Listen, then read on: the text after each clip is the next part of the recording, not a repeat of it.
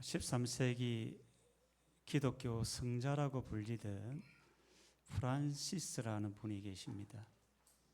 많은 사람들에게 존경을 받았던 분입니다. 하루는 제자들과 함께 평소 걷던 길을 다 걷고 있는데 저 멀리서 사형장으로 끌려가는 제수를 보게 됩니다. 그때 제자들이 스승 프란시스에게 물어봅니다. 스승님, 저 사람은 큰 죄를 지어서 사형장으로 끌려가는데 어떻게 스승님은 많은 사람들에게 존경받는 성자의 삶을 살 수 있습니까? 그 비결을 가르쳐 달라고 이야기를 합니다. 그때 이 프란시스가 이런 이야기를 합니다. 내가 저 사람보다 나은 것은 하나도 없다네. 단지 내가 나은 것이 하나 있다면 저 사람보다 더 많은 하나님의 은혜를 받았을 뿐이라네. 만약 저 제수가 나보다 더 큰 은혜를 받았다면 나보다 더 훌륭한 사람이 되었을 거라네. 이런 이야기를 하게 됩니다. 하나님의 은혜는 이와 같습니다. 물에 소금을 넣으면 소금물이 되고 물에 설탕을 넣으면 설탕물이 되듯이 하나님의 은혜가 우리 안에 임하게 되면 죄인의 인생을 걸어가던 사람들이 획기적으로 변화가 되는 겁니다. 죄인인 프란시스가 성자의 길을 걸어갔던 이유도 하나님의 은혜 때문이에요. 죄인 중에 개수 같은 인생을 살았던 사도 바울도 위대한 선교사의 삶을 살았던 이유도 하나님의 은혜 때문입니다. 여러분, 하나님의 은혜가 없으면 내 영혼이 메말라 버립니다. 차도 있고 집도 있고 재산도 있는데 내 영혼은 깊은 우울함과 답답함과 염려와 근심과 두려움 속에 살아가게 되는 겁니다. 이 시간 여러분 속에 하나님의 은혜가 있기를 축원합니다. 민수기 6장에 보면 하나님은 우리에게 은혜를 주고자 하는 겁니다. 여호와 하나님은 내게 복을 주시고 너를 지키시기를 원하며 여호와 하나님은 그 얼굴을 비추사 내게 은혜 베푸시기를 원하노라. 할렐루야. 하나님은 우리에게 은혜 베푸시기를 원하는 겁니다. 그렇다면 우리에게 필요한 하나가 무엇이겠습니까? 하나님은 두 손을 들어 우리에게 은혜 주고자 하시는데 그 은혜를 받을 그릇이 우리에게 필요하다는 겁니다. 오늘 본문에 보면 하나님의 은혜를 받을 그릇을 준비한 한 사람이 등장합니다. 그의 이름은 소개되어 있지 않습니다. 그냥 왕의 신하라는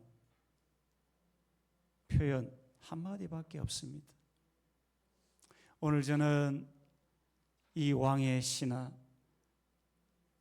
하나님의 은혜를 받을 그릇을 준비한 이 한 사람을 통해서 하나님의 은혜를 담는 세 개의 그릇, 이것을 전하고자 하는 겁니다. 첫 번째 하나님의 은혜를 담는 그릇은 믿음의 그릇입니다.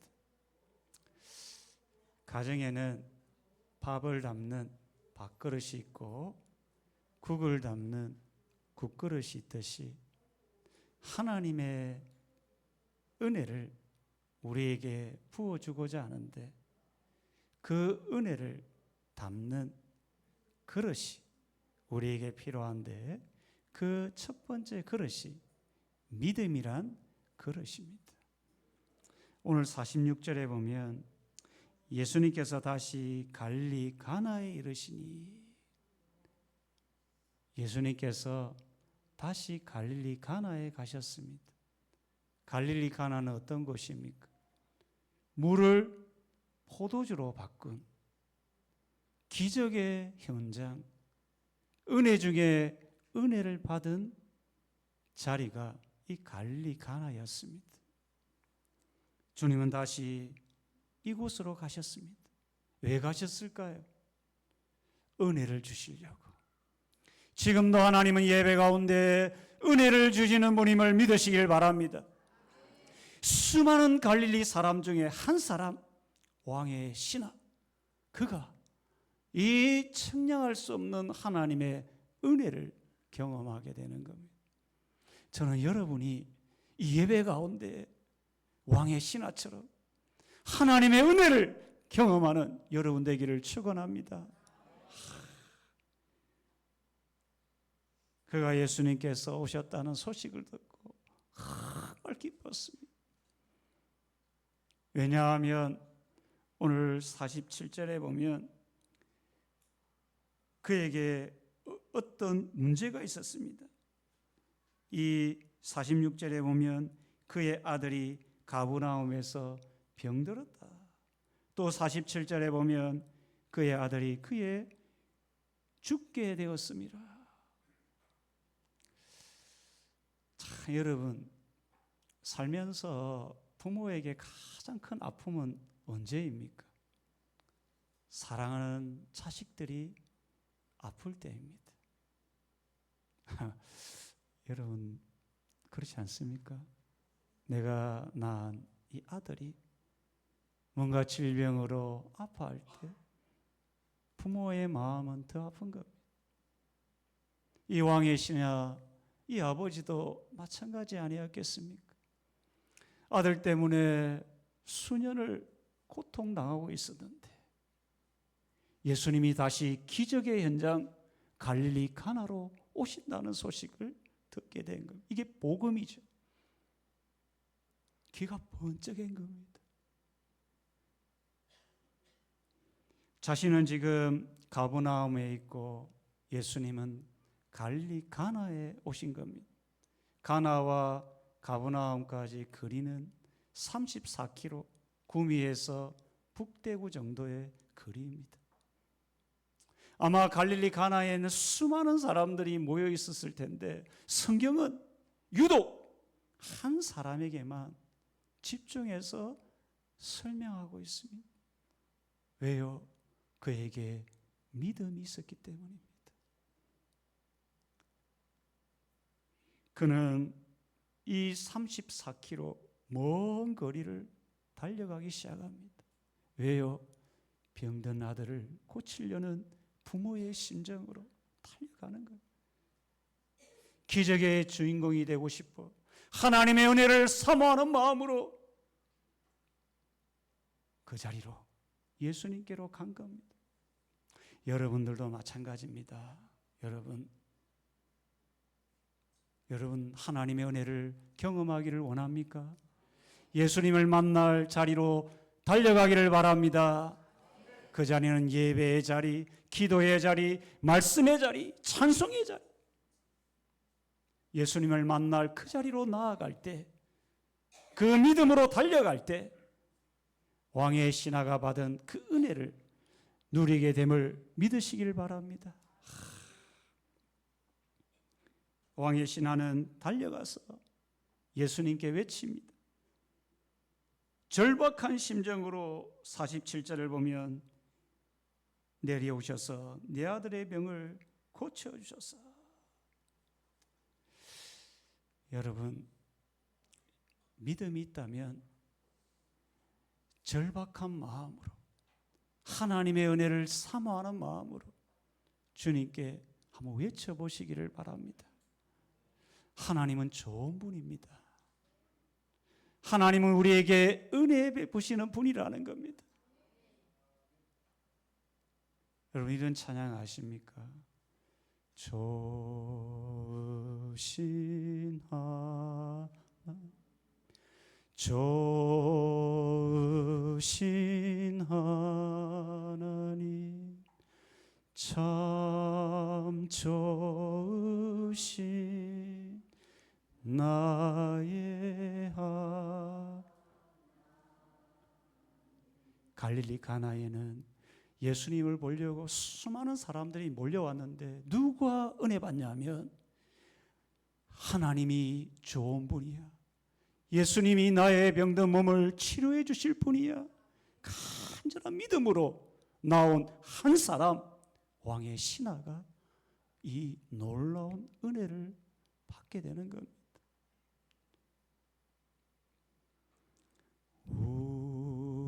우리의 기도를 응답해 주시는 참 좋으신 나의 하나님. 성도님 여러분, 하나님이 좋으신 분임을 믿습니까? 우리 모두는 왕의 신하처럼 다양한 인생의 문제를 안고 살아갑니다. 우리 모두도 갈릴리 가나의 사람처럼 예수님의 은혜를 사모하며 나왔습니다. 그런데 누가 은혜를 받습니까? 예수님이 나의 병든 몸을 치유해 주실 거예요. 나의 문제를 해결해 주실 거야. 이 믿음으로 나온 이 왕의 신하, 그에게 하나님의 은혜가 임하는 겁니다. 성도님 여러분, 믿음으로 주께 나아가시고 믿음으로 주께 간구함으로 하나님의 은혜를 받아 누리는 성도님 되기를 축원합니다. 두 번째, 하나님의 은혜를 담는 그릇은 겸손의 그릇입니다. 가끔 성경을 보면 누가 하나님의 은혜를 누리는가? 하나님은 모든 사람에게 은혜를 주고 싶은 분인데 하늘에서 마치 악인이나 선인이나 동일하게 비를 내리시는 분인데 그 은혜의 단비를 누가 경험하는가? 첫째는 믿음의 사람이요, 둘째는 겸손의 사람입니다. 물이 높은 곳에서 낮은 곳으로 흘러가듯이 하나님의 은혜는 낮은 심령을 가진 사람, 겸손한 사람, 하나님의 은혜가 아니고는 살 수 없다는 그 겸손의 사람에게 하나님의 은혜가 임할 줄 여러분 믿으시기를 바랍니다. 오늘 왕의 신하가 그랬다는 겁니다. 자기는 높은 지위도 있었고 사람들에게 인정받을 권력도 있었고 재산도 있었고 사람들이 부러워할 만한 것들이 있었는데 그보다 더 귀한 것이 그에게 있었다면 겸손이 있었다는 겁니다. 오늘 48절을 보면 34km나 달려왔던 그에게 주님이 말씀합니다. 예수께서 이르시되 너희는 표적과 기사를 보지 못하면 도무지 믿지 아니하리라. 너희는 왕의 신하를 포함합니다. 너는 도대체 믿음이 없노라, 이렇게 이야기합니다. 물로 포도주를 만드는 기적까지 행했는데 도대체 믿음이 없느냐? 내가 죽어가는 아들을 살리면 나를 믿을 거냐? 아마 믿지 않을 거야. 이런 책망의 말씀을 하는 겁니다. 성도님 여러분, 우리 신앙생활을 하다 보면 우리의 마음이 상할 때가 있습니다. 자존심이 막 구겨질 때가 있습니다. 내가 그래도 세상에서는 왕의 신하처럼 잘 나가는 사람인데, 여러분 하나님 앞에 나와서는 여러분 겸손히 예배하는 여러분 되기를 바랍니다. 그래야 하나님의 은혜를 누리게 됩니다. 우리 인생은 연약한 존재입니다. 감기 바이러스만 들어오면 며칠 동안 끙끙 앓아 눕는 것이 우리의 인생이라는 것을 여러분 기억해야 합니다. 그런 겸손한 사람에게 하나님이 은혜를 주신다는 겁니다. 예수님의 말씀을 듣고 그도 마음이 상할 뻔도 할 텐데 49절에 보면 신하가 이르되 주여 주여 주님 앞에 자신을 낮추어서 주여 고백합니다. 내 아이가 죽기 전에 내려오소서. 왕의 신하는 자신의 계급장을 내려놓고 겸손하게 자기 아들을 고쳐달라고 간구합니다. 성도님 여러분 지금 겸손한 마음으로 하나님의 은혜를 구하기를 바랍니다. 하나님의 은혜는 겸손한 사람에게 임합니다. 겸손이라는 단어를 간간히 묵상하는데 제가 군 생활을 했을 때 그 대대장님이 문득 생각이 납니다. 저는 군종 사병을 하기 싫었는데 계속 하라고 해서 어쩔 수 없이 하나님의 뜻인가 생각하고 군종 사병을 하면서 교회를 섬겼던 경험이 있습니다.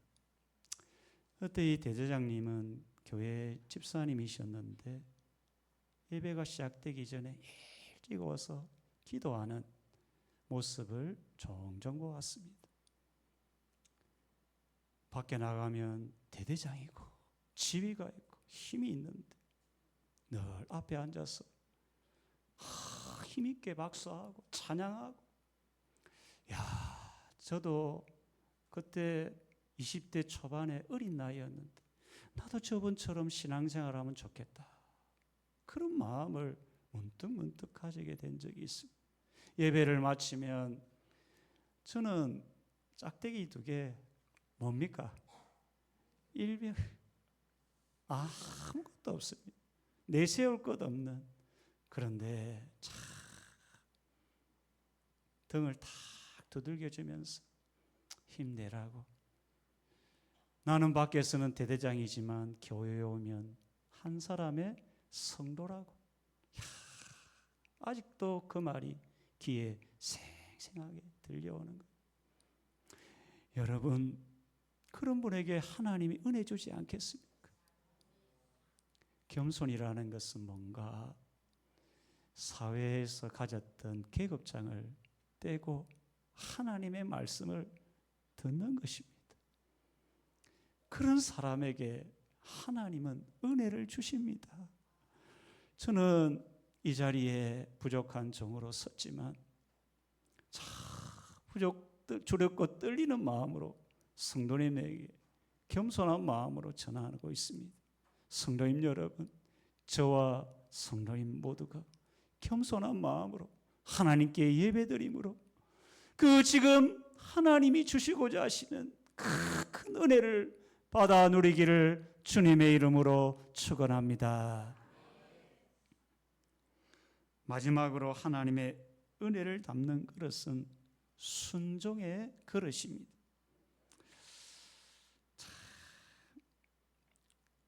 이 왕의 신하의 생각 속에는 이런 생각이 있었습니다.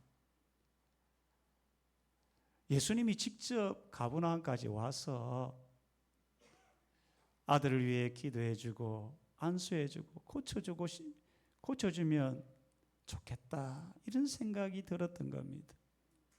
그래서 가버나움에서 가나까지 34km 되는 그 먼 거리를 달려간 겁니다. 그리고 예수님 앞에 내려오셔서 죽어가는 아들을 고쳐달라고 이야기합니다. 근데 예수님이 첫 마디가 뭡니까? 50절을 보면 예수께서 이르시되 가라, 내 아들이 살아있다.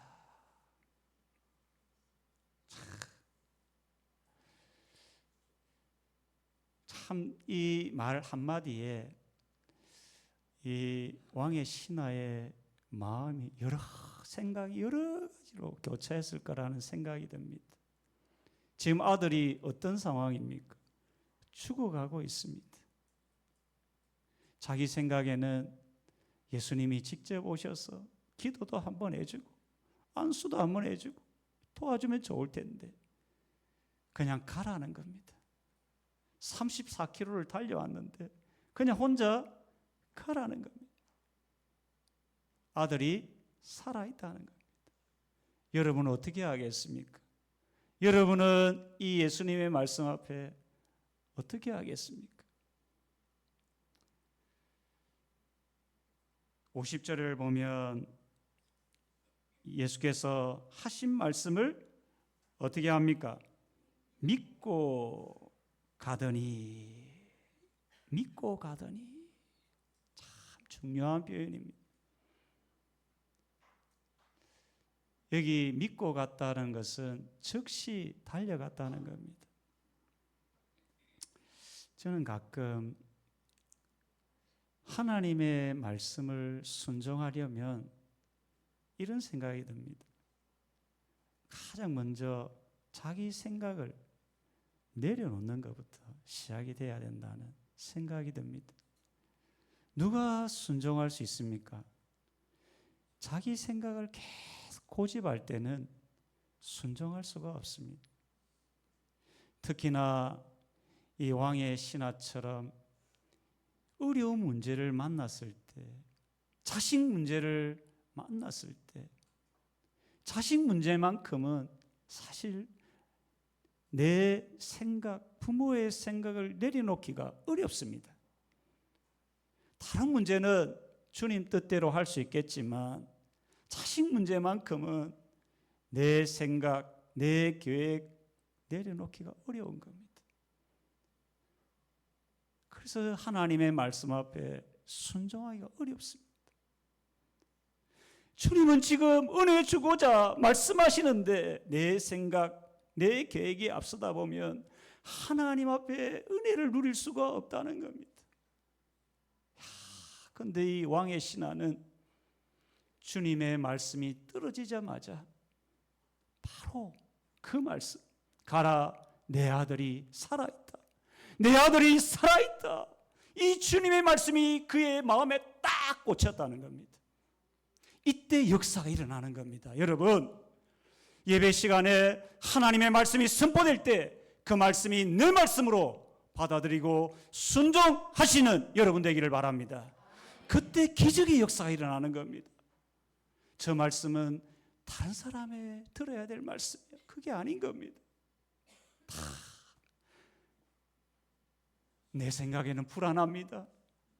아들이 지금 죽어가고 있다는데 불안한 겁니다. 염려하는 겁니다. 34km나 달려왔는데 또 달려가서 아들이 죽으면 어떡하나 불안하고 염려하고 걱정이 되는데 그 생각을 내려놓고 왕의 신하는 하나님의 말씀, 예수님의 말씀을 믿고 순종해서 달려가는 겁니다. 달려가다가 어떤 일이 있습니까? 51절을 보면 종을 만납니다. 내려가는 길에서 그 종들이 오다가, 그 종들은 신하의 종들 아니겠습니까? 만나서 아이가 살아있다는 말을 듣게 돼 얼마나 기쁜 겁니까? 순종하는 것에 역사가 일어남을 믿으시길 바랍니다. 야, 여러분,